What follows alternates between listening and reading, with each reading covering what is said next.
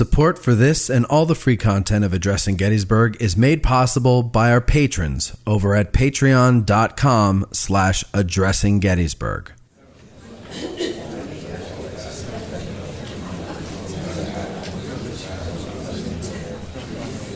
Well, good afternoon, everyone.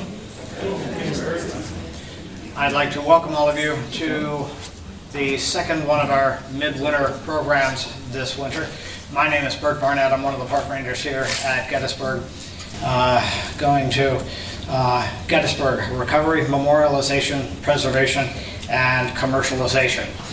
A brief review. Now, in the defense of what we have here, when I set this up in the other theater. They rotate the theaters so that the equipment doesn't get too terribly tired, and it was centered, and the videos were a little bit more impressive, but that's because I didn't know we were going to be in this theater today. So dealing with what happens between the end of the Battle of Gettysburg and what happens in the modern era. But I just want to start out this program asking the question, who comes to a battlefield? Pilgrims, picnickers, day trippers, soldiers, and students, all these and others.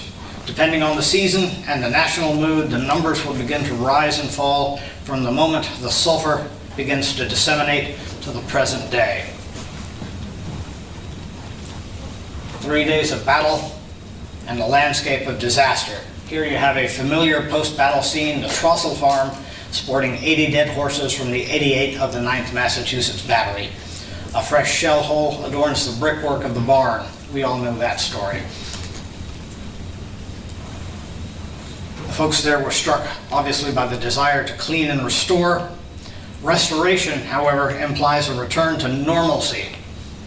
But there would be no normal anymore, merely pre- and post-battle. Broken fences marked the roadways and the farm fields. Thousands of wounded, thousands of lives shattered. You'll notice in this image here where we have the remnants of shooting through the town. This fence is located where the Alumni Park is now located along Baltimore Street. This bullet-ridden fence reflected the intensity of that fighting. Much more turmoil was to come. Only later, by the way, would that fence make its way to the Lee's Headquarters Museum and thence into the hands of a private collector. Only later would there be the chance for meaning and reflection. For the luxury of meaning and reflection would be a different set of perspectives. If you are spared, if your side is victorious, what does it all mean? Why does that process take so much? Even if one is the loser, much of that same rationalization takes place. For you who were there, who bore the wounds or bound them up, or were touched by them distantly, you will carry their meanings and memories with you forever. The creation of the Soldiers' National Cemetery and President Lincoln's address are such samples of steps in this necessary process, even if the trauma is not a battlefield. Recovery, memorialization, usually accompanied by preservation and often commercialization. The timeline for this process is not ironclad.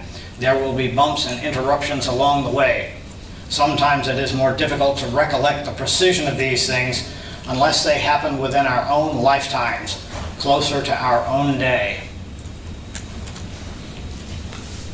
When disaster leaves its mark, as you will see here, prior to the advent of the superstorms of the 21st century, the greatest hurricane to hit the continental United States was Camille. Camille was no lady, read the headline in the newspaper, for she killed 259 people and caused over $1 billion in damages as she struck the southern Mississippi coast on the evening of August the 17th, 1969. The 5-mile-wide eye came in over the Bay of St. Louis. The Moonlight Drive-In on the beach at Pass Christian was supposed to show Gone with the Wind that Sunday night. Instead, it was Gone with the Winds of Camille. Of course, a lot of devastation, a lot of cleanup followed by memorialization.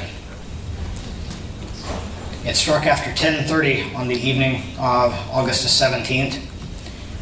So on August the 17th, 2001, this beautiful mosaic and memorial with the names of 172 local area fatalities was erected on the grounds of the Episcopal Church of the Redeemer in Biloxi.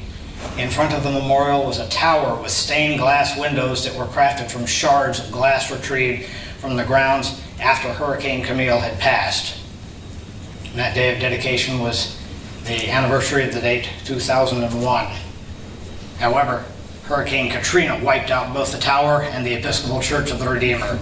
The metal frame visible in the photo is now what's left of the original church. Now, of course, you have memorialization and you will have commemoration in a different way. You'll mark it, but you'll be sure to mark it up. During the storm, buildings were swept off their concrete foundations and vessels were lofted out of their Gulfport docks onto nearby land. The Ease Point was one such vessel coming to rest some 200 feet inland along Highway 90. The family on whose land she came to rest noticed curious crowds would gather to take pictures afterwards, and because it was a natural attraction for tourists and locals, subsequently bought the boat and changed its name to the SS Hurricane Camille. Railroad tracks were built to scoot the vessel more than 200 feet south to where it sat for years. The owners opened a tiny gift shop near the stern the following year. In short, they adapted to the post-disaster environment. So you have a similar pattern when you have a disaster. Now, following the disaster of the Battle of Gettysburg, you will see the creation of the Cope map. At Gettysburg, perhaps the first overall detailed map of the battlefield drafted by Lieutenant Emmer Cope of the U.S. Topographical Engineers. It became the basis for preserving the positions of the troops and the battle lines. It also, by identifying the names of the various structures, began to personify the battle from the perspectives of those unlucky enough to have witnessed it from their homes. Now this will begin to draw in the locals, and so that will draw in another local, David McConaughey. David McConaughey, 1823 to 1902, attended Pennsylvania College, now Gettysburg College, from 1834 to 1838, and transferred to Washington College, now Washington and Jefferson, where he attended and graduated in 1840. He studied law in Gettysburg under Thaddeus Stevens and Moses McLean. Prior to the war, McConaughey had been instrumental in establishing Evergreen Cemetery. Later, in April of 1864, he would be essential in establishing the GBMA, the Gettysburg Battlefield Memorial Association, the forerunner to Gettysburg National Military Park. So he's going to have quite an interest after David Wills and his bunch do their magic in the National Cemetery, the Soldiers' National Cemetery. He's going to go outside that boundary and go for the rest of the battlefield. And you're going to see what's going to happen with that. We may be familiar with images like this of all of the trees pockmarked by the shells, and of course the curious image of the photographer laying there with his white shirt and his arms spread and his knees up like that. But you're going to see the more serious version of memorialization and the GBMA. Even before the final completion of the Soldiers' National Cemetery in 1869, an article appears about the GBMA in 1869 from the New York Times, August 26, 1869. Gettysburg, the reunion on the field. A number of the most prominent generals and other officers who participated in the battle in the woods and field and on the hillside, which were examined today, were present and gave valuable information. Several artists for illustrated newspapers have been taking sketches for the last 2 days. Before they departed, a resolution was unanimously adopted returning the thanks of the officers to Colonel Batchelder for the assistance rendered by him in determining the positions of the various corps in the battlefield. But of course, these are all federal soldiers that are doing with all of this. Now, it's not from lack of trying, however, because there will be a determined effort to get the kingpin of Confederateness involved with this. There had been contact with Confederate officers in the post-war years, the Batchelder Papers being a primary example of that. If you've ever poked in and read that, all sorts of Confederate officers will write and give their contributions in that. The summer of 1869 will see David McConaughey directly invite Robert E. Lee to attend the meeting of the GBMA just noted. Lee had rejected the offer, saying that in part, "My engagements will not permit me to be present," but clarifying the point, he went on to state, "I believe if there, I could not add anything material to the information existing on the subject." Lee then quite directly stated, "I think it wiser, moreover, not to keep open the sores of war, but to follow the examples of those nations who endeavored to obliterate the marks of civil strife and commit to oblivion the feelings it endangered." Publicly, at least, he felt a responsibility to turn away from the memories of the conflict. However, other folks looked to be able to feed to some degree on that. The new immediate war was between those who, with or without Lee, saw something of a more national work underway and those of a more overtly commercial nature. From the earliest of times, the site had drawn unscrupulous advertisers. C.J. Tyson, a well-known battlefield photographer, chose his words well here. Desecration of the battlefield of Gettysburg on Culp's Hill. Not only painted advertisements, but other commercial alterations and developments began to rapidly change the appearance of the post-battle landscape. Yet the GBMA was determined to press forward. The East Cemetery Hill Tower, erected for or by the GBMA in 1878, will be removed in 1895. It's built by Levi Stallsmith for a George Arnold of Gettysburg, who later sold or gave it to the GBMA. It would ultimately be removed there. A sign advertised near the tower, "Don't miss a view of the great battlefield from the top observatory. It is grand beyond description." By the 1890s, the GBMA was beginning to feel the strains, laboring under the restrictive mandate of their original wartime charter, which was only to preserve Union positions of distinction. Additionally, demands on it were growing as the pursuits of visitors coming to the battlefield were beginning to diversify. Commercial activities began to be more notably reflective of this change. A transition, if not an outright collision, was inevitable.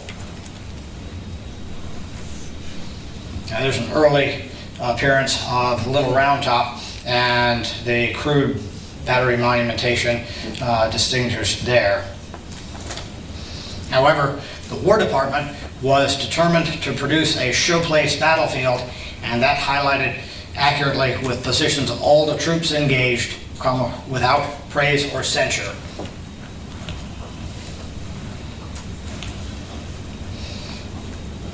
There's one, and I like that for the old Whitworth rifles there, and another position on West Confederate Avenue.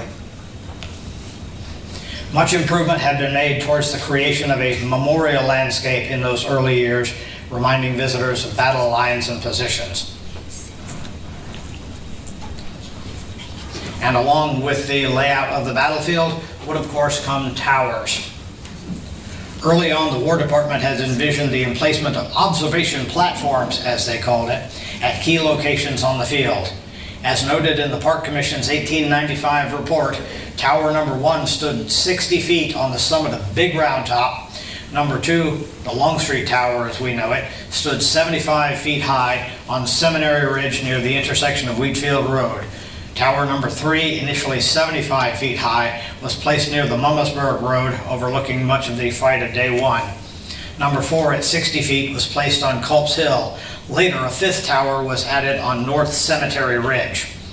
And that's the one you see there behind the house and the stone wall. Now, obviously, the benefits of a tower were pretty clear, as given from the photograph turned into the artwork there on the postcard. That's taken about 1912. There are debates about whether towers are actual preservation or enhancement. However, debates about structures and preservation will begin to take on certain colors of their own. Preservations of battlefield features would be a nip and tuck fight that stretched on for years. The prevailing attitude was, it's not a problem until it becomes a problem.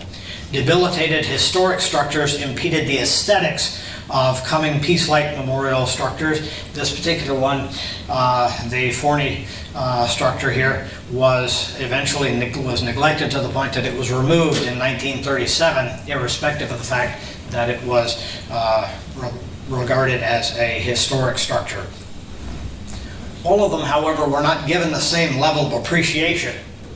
John Burns' house was quietly torn down in the 1890s. All associated shrines were not treated evenly. The residence of John Burns, not deemed a fit subject, was, as I mentioned, torn down. Though a monument was placed to him on the field, the residence was treated unevenly. The business of battlefield promotion, however, was well underway. One of the first notable post-battle sagas was that of the Rosensteels. John H. Rosensteel began his family's unlikely journey into entrepreneurship a mere 2 days after the battle when he encountered a dead Confederate infantryman. He buried the soldier but kept his musket. Thus began a collection destined for nationwide recognition. In 1882, he built a home on the north side of Little Round Top, followed in 1888 by a dance hall and a Round Top restaurant and museum. And here's what I call Rosensteel Junction. And you may be able to recognize that particular location. And let's see if I have the... okay, there we go. That's what I'm looking for. Okay. You know where you are now? Okay. What I love is this sign right here, this piece of the sign. Your Round Top Restaurant right there. And looking backwards up Sykes Avenue to the top of Little Round Top right here.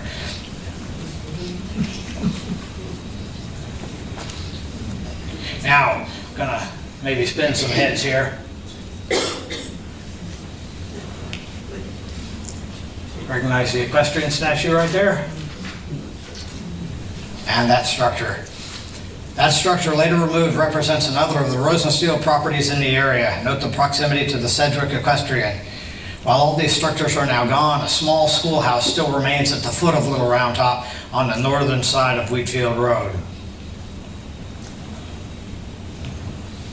In 1921, John sold 6 acres of his Ziegler's Grove land to his nephew George, who constructed what many of us still think of as the old Rosensteel Museum.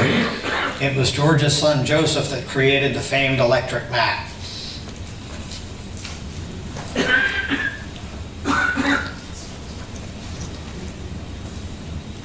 And I like this. This is the electric trolley here. And note that bottom line there. Ultimately, there would be 7 cars, one named for each Union Corps commander. And no, Howard did not run only in reverse.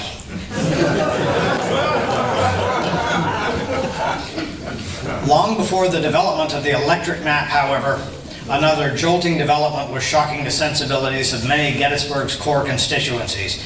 The electric trolley had arrived and in the eyes of many went about laying waste to important sections of the Union battle line.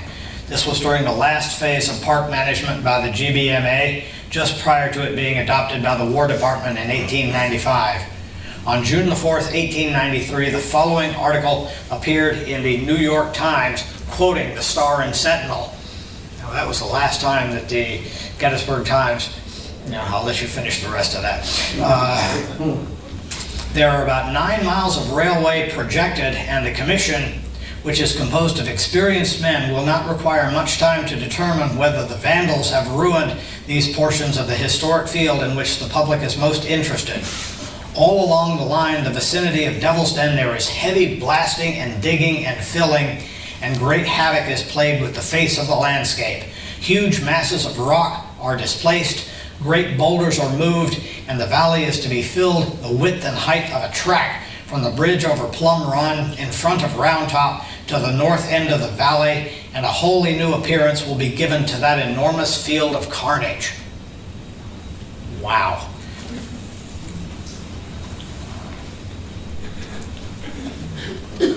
And to continue with that quote from that same article, truth extorts the confession that the field as fought over is gone and can never be restored. Its pristine beauty is lost forever. Greed has spoiled it beyond the power of recovery. For this, our community, through our representatives, will be held accountable at the bar of public opinion. They held the battlefield in public trust for posterity and have betrayed it to persons in whose eyes it has no sacredness. After a number of lawsuits, the trolley finally ceased operation in November 1916 as it had become, quote, obsolete with disrepair. And the increased use of Telford piking on War Department roads in the park was just one of a number of improvements that had been made. So that's what's going on at that point in time. Now we're going to jump ahead in the timeline just for a little bit to introduce you to a true prophet in the National Park Service, Horace M. Albright. This fellow was gifted with a truly creditable vision. He's one of the founders of the NPS. Upon his retirement in 1933, he composed his thoughts in a farewell message to his employees.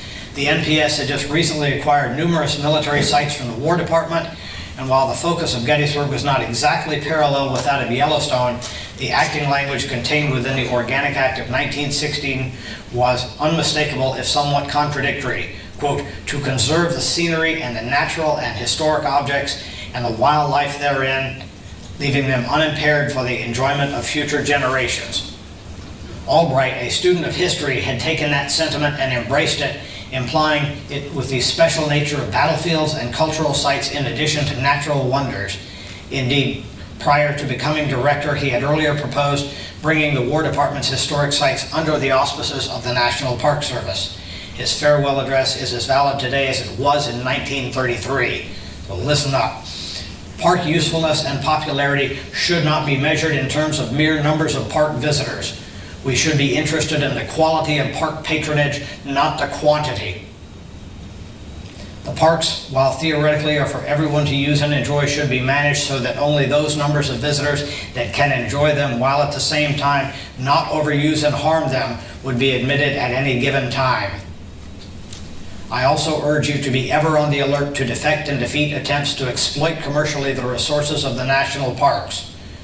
We national men and women and national park men and women know that nature's works as expressed in the world-famous regions in our charge cannot be improved upon by man. He went on to state, beware too of innovation in making the parks accessible. For half a century, elevators, cableways, electric railways, and similar contrivances have been proposed from time to time and have been uniformly rejected. What he feared was the transfusion of something like this, which is Little Round Top about 1912, into something that looks like this.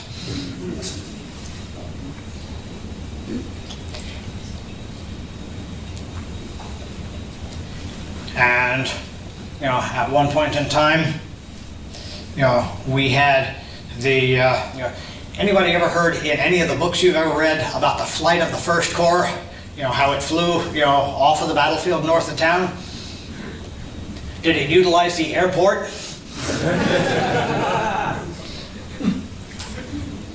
Albright had noted, the airplane, while now an accepted means of transportation, should not be permitted to land in our primitive areas. While some might argue that the intersection of Buford and Doubleday Avenues was hardly primitive, fewer could dispute the appropriateness of an airstrip located smack in the middle of such a commemorative zone. This photo dates from 1949, yet an airstrip remained in this location into the 1950s. Two different airfields were located here prior to their final removal west of town to the present Dorset Airport. Though the field is but a memory now, damage to the terrain is yet discernible as evidence elsewhere from the railroad. So, you've got a lot of what I call transmorphication, going on at this point.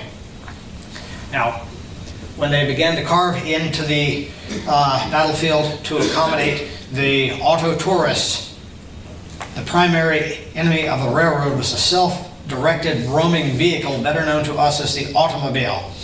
They functioned best on developed roadways. Of those available, Telford roads were the best highly thought of. Thomas Telford was a Scottish engineer who built his roads of a particular pattern of stones designed to enhance drainage and resist wear. Durable roads invited growth of the park by rapidly expanding auto tourists. And behold, there's one of your auto tourists in the early days. Now, when they began to lay out all of those they of course had memorial gates and things like that, like the original Hancock Avenue gate. But we didn't own all of the land at that point, and so as soon as the tourists began to flutter about in these different gates, business began to mushroom in different locations. Notice the post and rail fence, that you would see the Army, the military fence there, and the Moody's Battery location there. That would be about where the Mississippi Monument stands today. West Confederate Avenue is to the left, again a 1940 image. And just to the south, across Millerstown Road, stood for many years the fabled but fictitious Longstreet's headquarters blacksmith building. So as Gettysburg became more and more of a well-known religious visitation point, of course many veterans groups would gather here over the years to say hello and goodbye at Gettysburg. As they held their reunions here and ultimately their farewells on this field, some were wise enough to recognize what they and their nation had been through as unique as indeed it had been. Time, as they say, marches on. Not one of that era could honestly hope to transmit their experiences exactly as they had known them to unborn generations to whom they could not know and whom would know them not. Theirs was one historic moment in time destined to flash, bang, and be gone. In 1937, Frederick Tilburg was hired as the park's assistant historian. The master plan for that year cogently observed, as time changes, those having a personal relationship to the field grows fewer. The new visitor differs as he is further removed. An active program of understanding becomes more necessary. The decade of the Depression and the transforming experiences of another World War and its Cold War legacy would push the recollections of the Civil War and Gettysburg even further towards the eaves of our collective memory.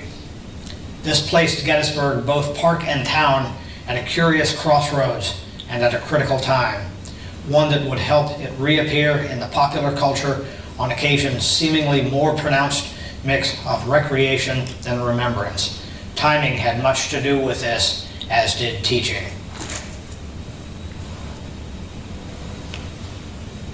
One of the most influential historians to impact the American scene during this period was Frederick Jackson Turner of Wisconsin. His frontier thesis, originally put forth in 1893 and read during the Chicago World's Fair, expounded an evolutionary model tied to westward expansion. He wrote this: "Enough has been said, it may be assumed, to make clear this point, namely that a comprehension of the United States of today demands that we should rework our history from new points of view afforded by the present.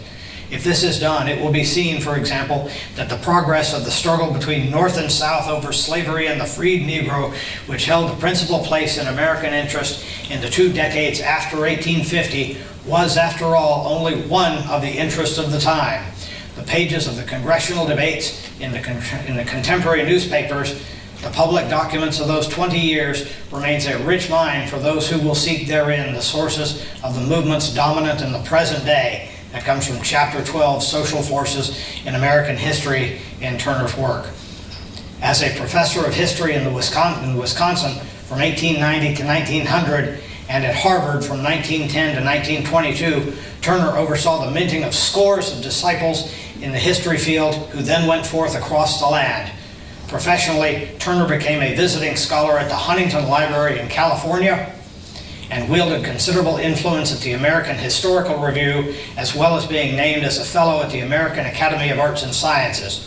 Although Turner's theories slipped out of fashion in the 1960s as critics complained that he neglected regionalism and that he overlooked treatments on women and minorities, his ideas had not yet disappeared.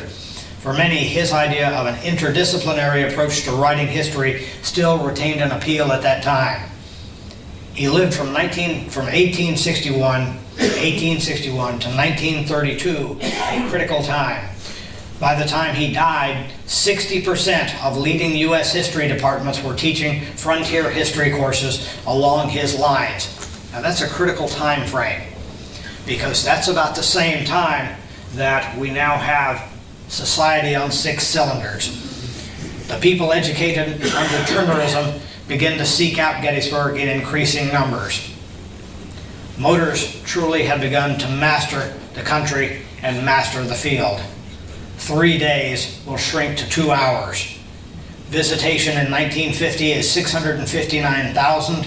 In 1960, there are 1.3 million. And in 1970, visitation is 2.6 million to Gettysburg.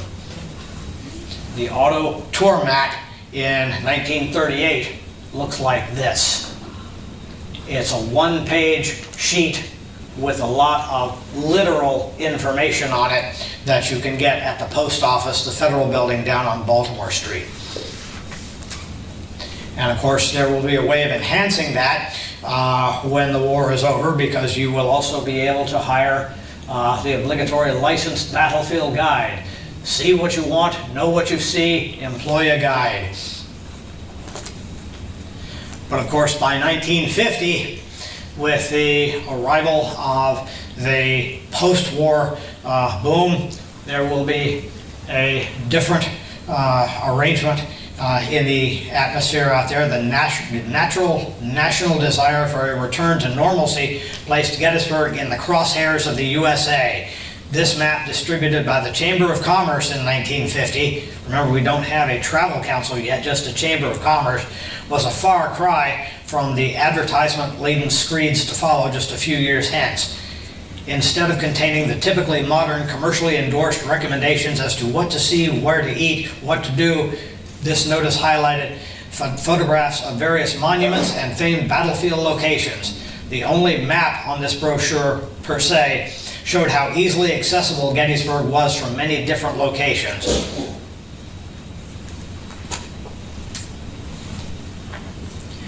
However, changing times would bring changing perspectives. President Truman would arrive here on the 8th of July, 1946. And remember, at this point in time, we just dropped the bomb. There's a lot of Cold War fears. And the president read out to reporters accompanying him the inscription on the base of the peace light: "Peace eternal in a nation united." This is what we want, he said, but change that word, nation, to world, and we'll have something. There's this idea of bringing the whole world together. We are the world, a la 1940s. But by 1950, the brief afterglow of nuclear superiority had faded. Cold War had descended and Gettysburg had again changed. A general soon came back to Gettysburg. So now we have a different fellow arriving here. In many ways, Ike would serve as the ad man for Gettysburg leading up to the centennial years. Everybody goes to Gettysburg, why shouldn't we? And that's going to be just the momentum that a businessman named Leroy Smith will need. Leroy Smith was a sharp-eyed businessman and a Gettysburg booster who later claimed to have been inspired to open his Hall of Presidents and First Ladies because of President Eisenhower when he purchased his farm in Gettysburg.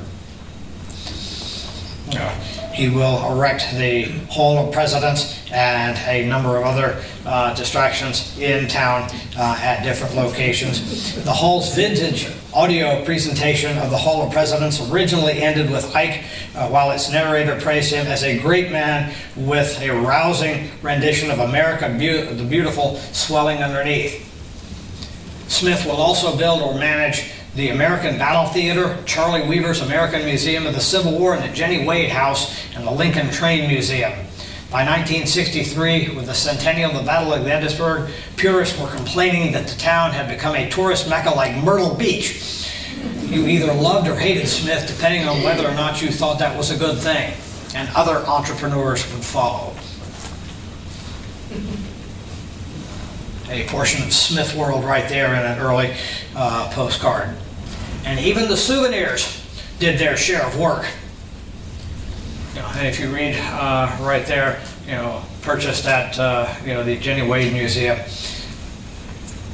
and that's always struck me as a particularly morbid one. A miniature of the gadget she was working over when she died. Come to Gettysburg. Now, Charlie Weaver was a well-known celebrity of the time. With the appearance of celebrity attraction in Gettysburg, in addition to the historic battlefield and President Eisenhower's retreat, the town began to take over the appearance of an all-flavored resort. Cliff Arquette had constructed his Soldiers Museum, built in what was purported to have been General Howard's headquarters, later the 1866 National Soldiers Orphan Homestead. Of course, as of yet, we still don't have the tour bus industry, but that will follow very quickly. In 1959, a script was developed with Charlie Weaver, using his voice for that, following the tour route marked by the National Park Service. A gleeful cooperation was apparently undertaken between the two entities to promote this idea. Several TV personalities from that era had parts in this 2-hour recording. See if you remember these names, including Hugh Downs and Raymond Massey, who portrayed Abraham Lincoln. Gettysburg Tours Incorporated started giving battle tours to visitors in the 1950s in Mercedes van-style vehicles. So again, all of this is being heavily promoted at this point in time.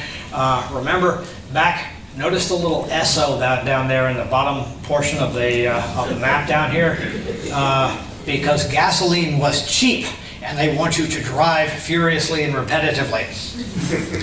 But all of this is still more or less Civil War oriented. But Civil War focuses the higher intellects of people who are not children. So there's a gap in here somewhere. So we will have the establishment of Fantasyland. In 1959, the small-scale Disneyland opens just south of General Meade's headquarters on the opposite side of the Taneytown Road. Before it finally closed in 1980, Gettysburg Fantasyland featured attractions like the Enchanted Forest and Santa's Village, Fort Apache, which included nightly attacks by actors dressed as Native Americans, Rapunzel's Castle, and a dairy barn that allowed you to visit if you were 5 feet or under, and then you slid into a pile of hay. Entrance to the park were greeted by a talking 23-foot mother goose. Ooh, So Gettysburg is again a boomtown. A tremendous list of attractions, all with this, and a competition of sorts now begins to arise between the commercial and that suffering preservation instinct. Belatedly, though not yet ultimately, is rising this recognition that something else might be being lost.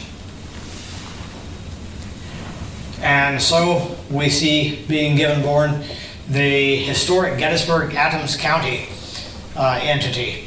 Dedicated for preservation, HGAC will enlist a historic personage herself, Mamie Eisenhower, there on the right, under the guidance of Leroy Smith, to help promote preservation.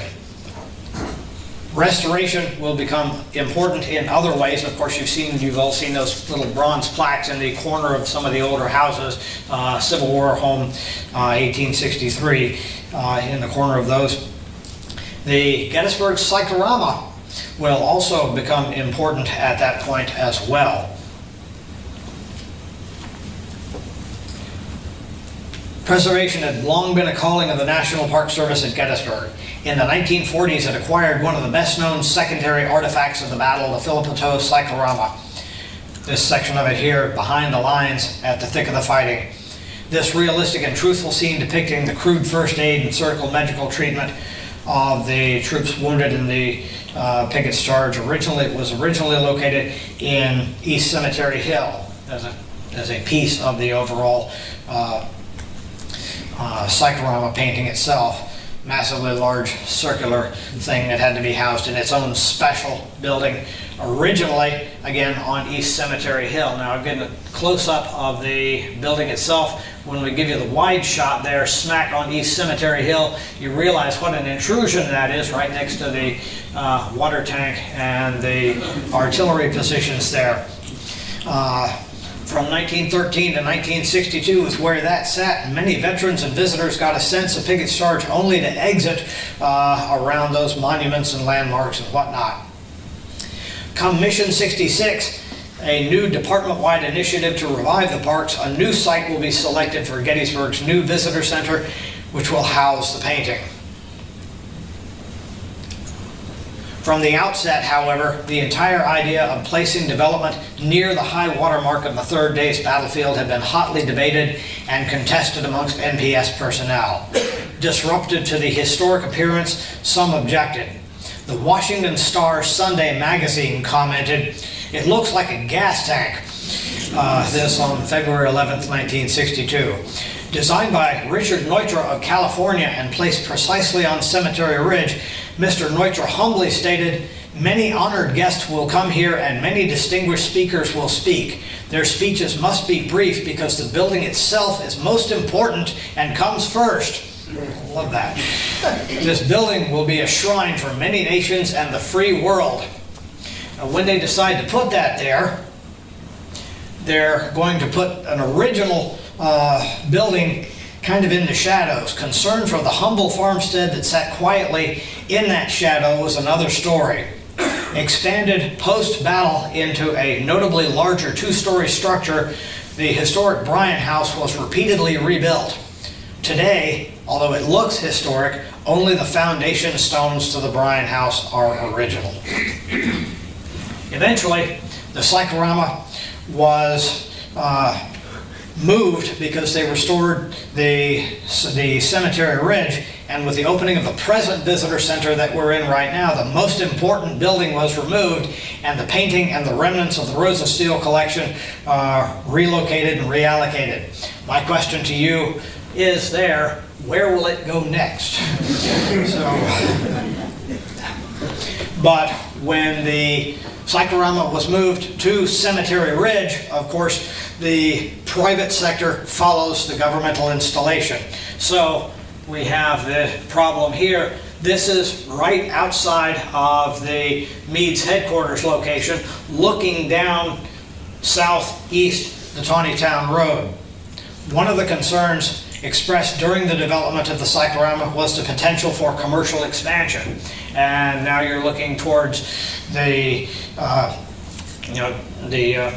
Fantasyland and that area. And another thing that also would go up about this time, a little bit later in 1974, is of course the other tower, the Gettysburg National Tower, a 307-foot observation post which stood on the battlefield. Construction of the tower began on August the 14th, 1972 and was opened 2 years later. Weighs nearly 2 million pounds, held together with 14,000 itty-bitty bolts. Ultimate height was 393 feet, and it would operate for a great many years. It was owned by a fellow by the name of Thomas R. Ottenstein, who called it the classroom in the sky. It later became the stereo in the sky, as those of us who were here remember it, because it played a tremendously loud and impressive country music station over the cemetery. As we begin to get ready to prepare for the ultimate restoration of the Cemetery Ridge position, they eventually sued and wound up being able to seize it and close it down, and it was imploded to the sound of Civil War reenactors simulated cannon fire on the 3rd of July 2000 at 5:03 p.m. and Ultimately, however, the federal government wound up having to pay $4 million to the owners of the observation tower. However, by that time, Thomas Ottenstein he actually fell down before they had to pay for the collapsing of the tower because he had become deceased just a month after the collapsing of the tower. So that was looked at for a time as a victory of starting the restoration for the grounds. But that was a controversial fight. However, sometimes there were forgotten victories in the preservation of the landscape, and this is one of them. The forgotten story of Ford's division. Removing growth on historical battlefield property, commercial and private, again, has long been an objective of the Park Service. And as many of us may remember what I call Ford's division within the 11th Corps. It's one of my jokes.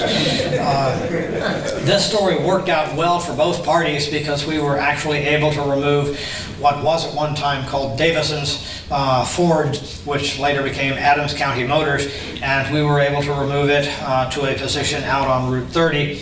And ultimately, we did that successfully, even though they purchased a rent back for a few months to continue their business. But ultimately, we did restore this, and now if you go out along the position of the Howard Avenue there, you really cannot tell that a motor vehicle dealership was ever in that position. So we were able to do that very well.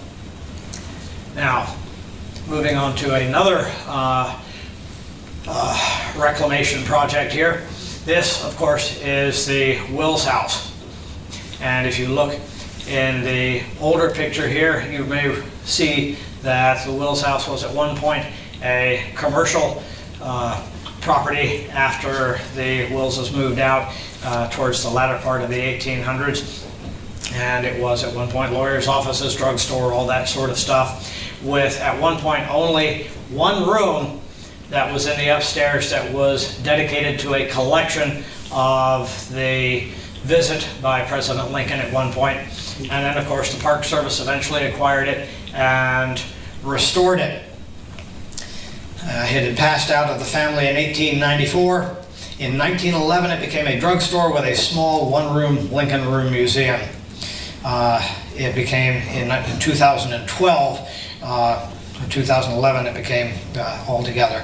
But in 2012, we also had a comment via TripAdvisor, a comment by a visitor about exactly his impression between the old Lincoln Room Museum here and the new Wills House Museum as it stands. And I read this straight off. I have a footnote for you just because some folks like old museums, old dusty museums that are focused, and here we go. A classic case of less is more, the old and dusty 1962 Lincoln Room Museum at the Wills House on the square in downtown Gettysburg was an evocating and beautifully realized assortment of exhibits and the chilling excitement of being in near darkness in the room that Lincoln finalized the Gettysburg Address and hearing the creaky narration and transforming one back to that moment.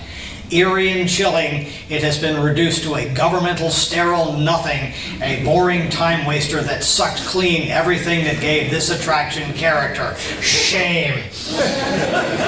Whoa. But, you know, everybody has their opinion. So, jumping ahead here a little bit, as we look to the post-63 era, again, moving forward and bringing up the prescience of Dr. Tilburg, as each new generation has once more swept the landscape, bringing with them ever differing perspectives, we turn once again to his sharp observations, now nearly a century old. As time changes, those having a personal relationship to the field grow fewer. The new visitor differs as he is further removed. An active education program becomes more necessary. Indeed. Technology, politics, niche marketing, media culture, and a whole host of other factors inconceivable just a short time ago actively works to splinter a common core. Yet, through the haze and confusion of the modern day, Gettysburg still calls.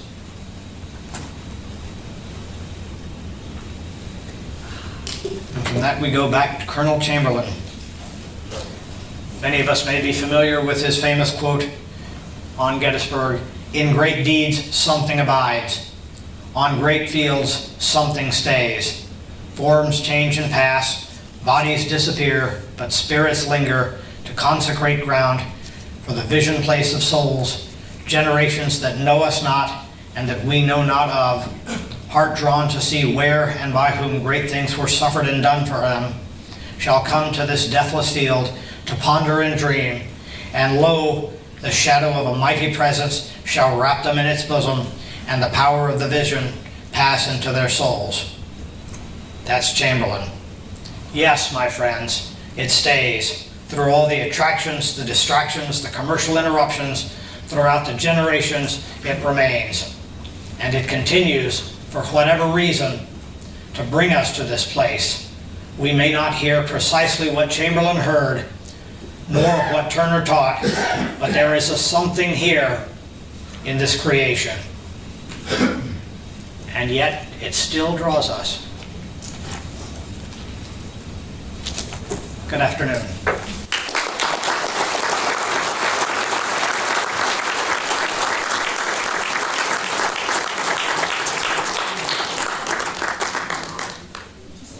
At this time, I'll take questions. Do you have any information on the light valve? I'm sorry? Did you have any information on the light valve? I'm not hearing that last word. The electric map. The electric map is in private hands, and there's a fellow in Hanover who is doing his best to resurrect it. Its present status, I know not, because he's still trying to resurrect it. If anybody knows anything more about that, by the way, than I do, feel free to jump in. Yes. He's a friend, and it has been restored. Okay. All back together, artisan to paint what was, because it was divided into 3 sections. Right, it was all chopped up. He still has the original recording. Okay. Listens to himself with the lights clicking. But the town is asking that he gets an elevator in there and some fire codes and things, because it's Oh, my up on the Lord. 2nd story Okay. floor. So right now, it's not being shown, but I'm hoping that, I mean, it's his dream to get it back up and opened again. But right now, he's kind of hung up on some regs. Okay. But it's All right. beautiful, it's absolutely beautifully preserved. All the lights and bulbs and everything is working and restored. It's Did he wonderful. switch it out from modern light bulbs? I understand he was working on, I don't know that I know the answer to that. there. okay. But he's actually got it functional, he's just He has every legislation light heavy at working. this point? Every light working. Okay, wow, cool, okay. Very Yes. nice. Okay, yes, sir. How much did the topography or change during the training that went on here for World War I, World War II? I know that there was some in the middle of the field, like when the Marines were here and stuff like that, and then during the World War I. I know there's a lot of French artillery shell casings around the backside of Big Round Top, because in Eisenhower's book, he talks about using the backside of Big Round Top as a backstop when they were doing some of their training with their tanks. But as far as actually changing the topography around here, except for, well, let's not get into that. There's been some, but not a tremendous amount. Okay. Yes. Is there an ongoing structure between the commercial interest and the park services looking forward as to what they want to do or change?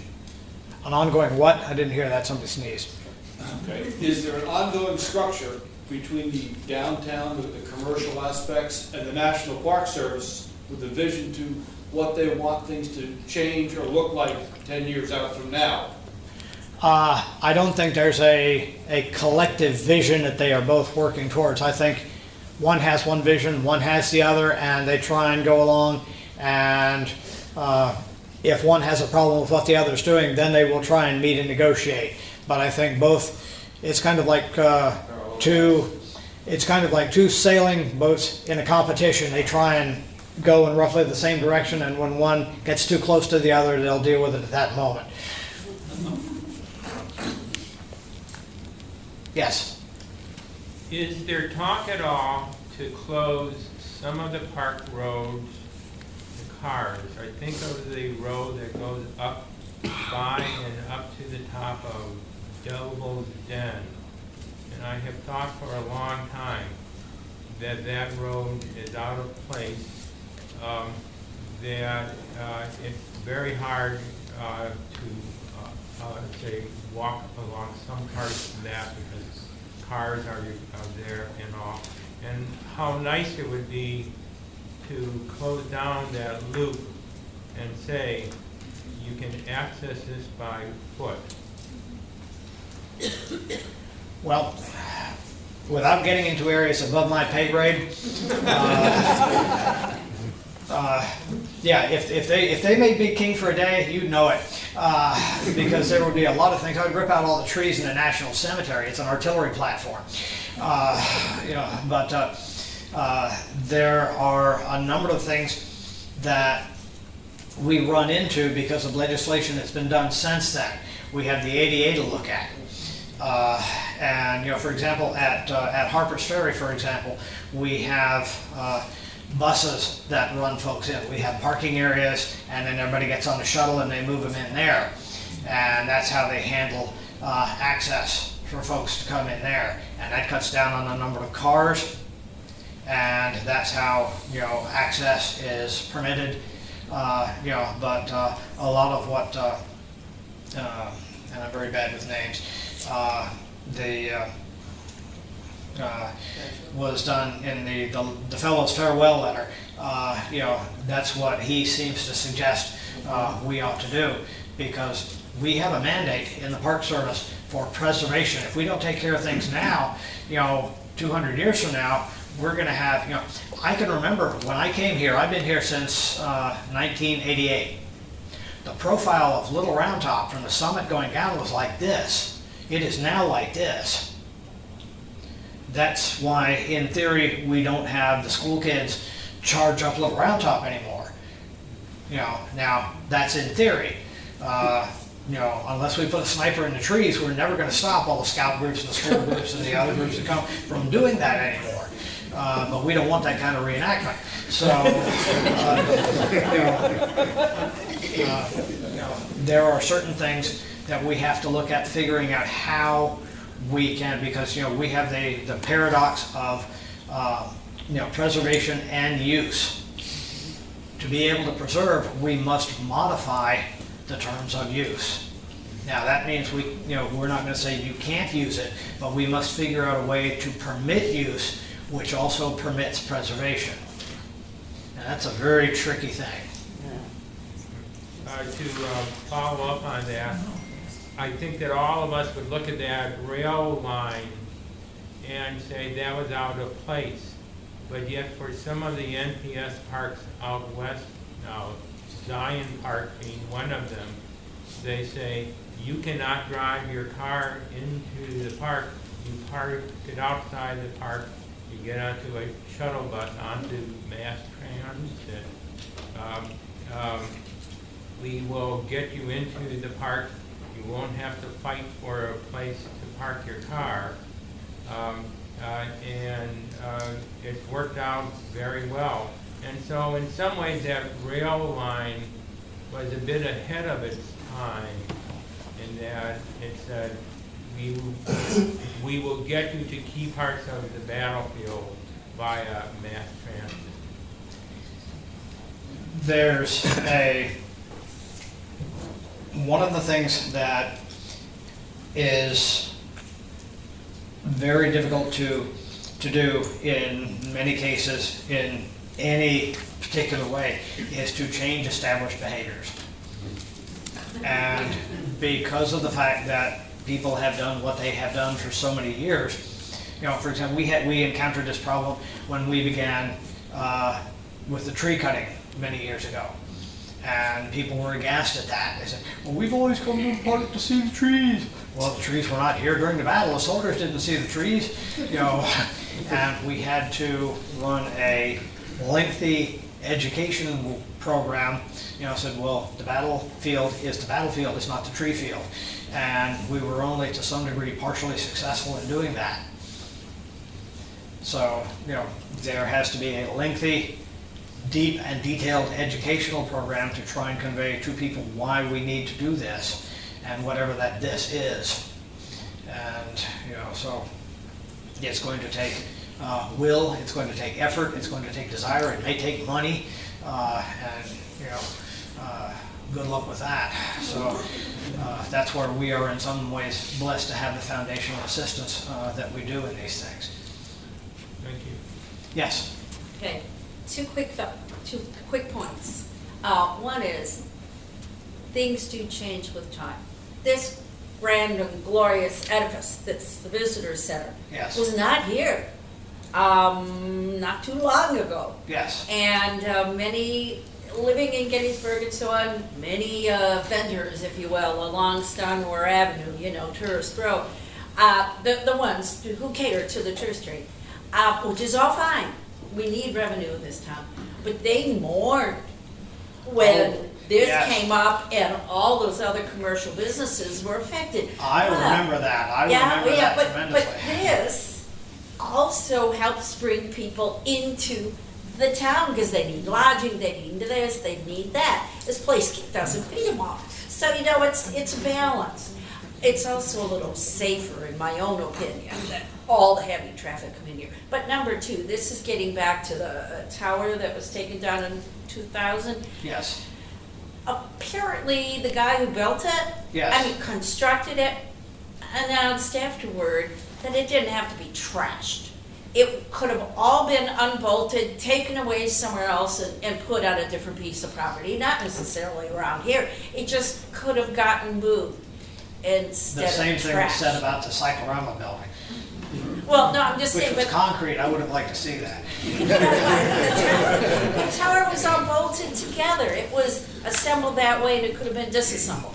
But they did say, you didn't have to trash it. But the problem was, did people talk ahead of time? Did they think of checking with the designer who made it that way?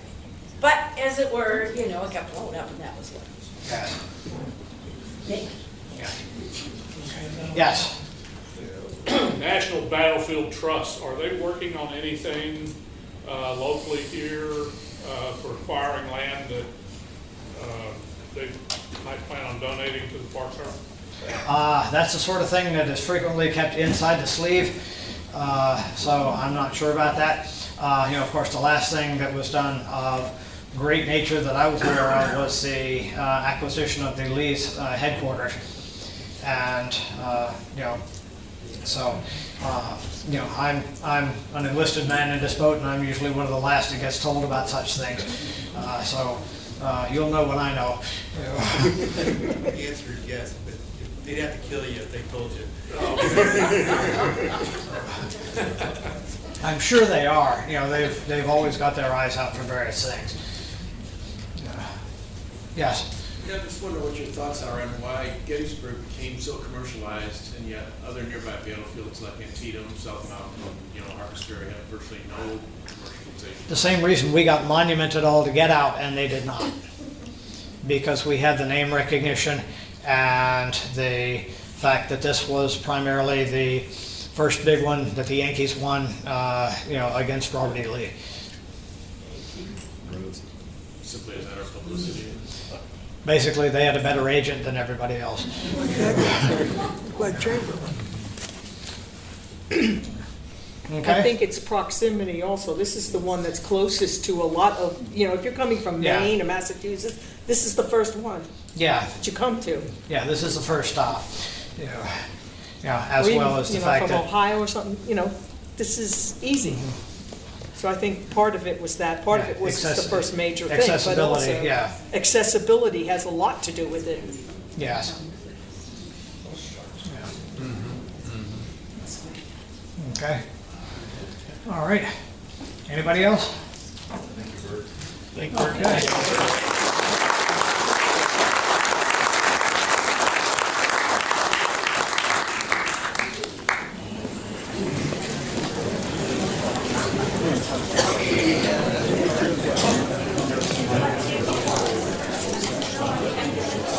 That was an excellent presentation. Really.